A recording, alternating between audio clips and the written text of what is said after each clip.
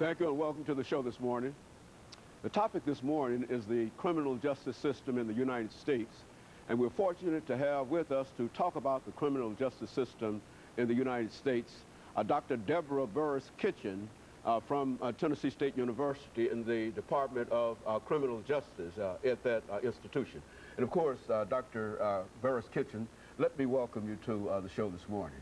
Thank you. I'm glad to be here. And to tell you how delighted we are to have you here. As a matter of fact, to talk about a topic that we consider to be very, very important in terms of our understanding, in a real sense, of exactly how people are judged and eventually incarcerated, and some of the impacts that this has upon society and upon different groups and et cetera.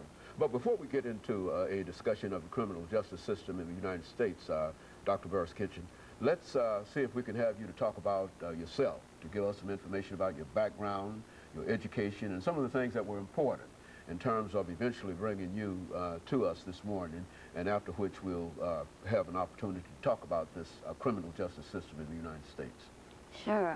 I'm originally from Indianapolis, Indiana, and I did my undergraduate degree in sociology at the Indiana University in Fort Wayne, Indiana.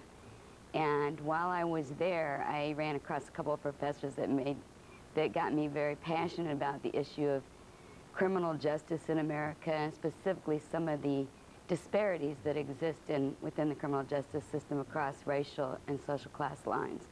So I continued to study.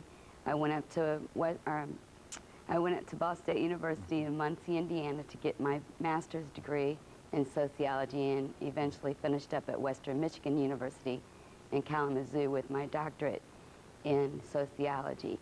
I went from there to the University of Laverne in California, Southern California, and there I got specifically interested in racial disparities in sentencing because I got to tour with Jesse Jackson when he went on his presidential campaign back in the middle 90s, and that's what he specifically wanted me to address, were racial disparities in sentencing. So my research interests have been focused on that pretty much since.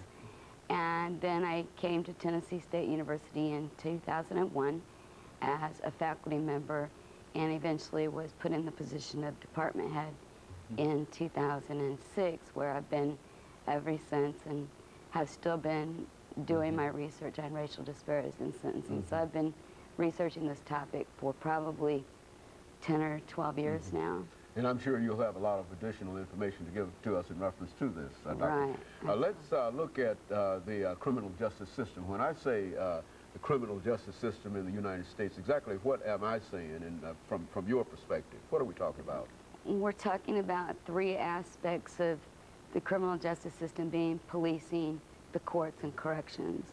The policing basically focuses on looking for people who are committing violations against our legal code, and the courts are who prosecute those who are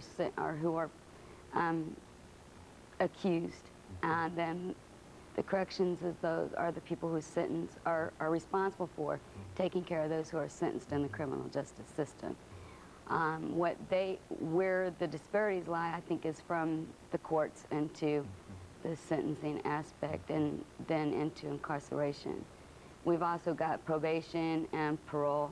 Parole is where they come out of the system. Probation is where they basically are at the front end. They're given probation as opposed to being sentenced to the prison system when they're convicted of a particular offense. Our legal system came basically from the English common laws. So we're still a system that looks a lot like what was brought over by the English when they came to the United States. And so the whole aspect of the criminal justice system in the United States is really an extension almost of the English system. Right. In a real sense. And when we get to that part of the discussion, that's going to play a big role in why the system looks like it does, as far as it being somewhat discriminatory against different racial groups in our society. And that will be one aspect of it. Very good. You know, I think that you mentioned policing as a very, very important aspect of that.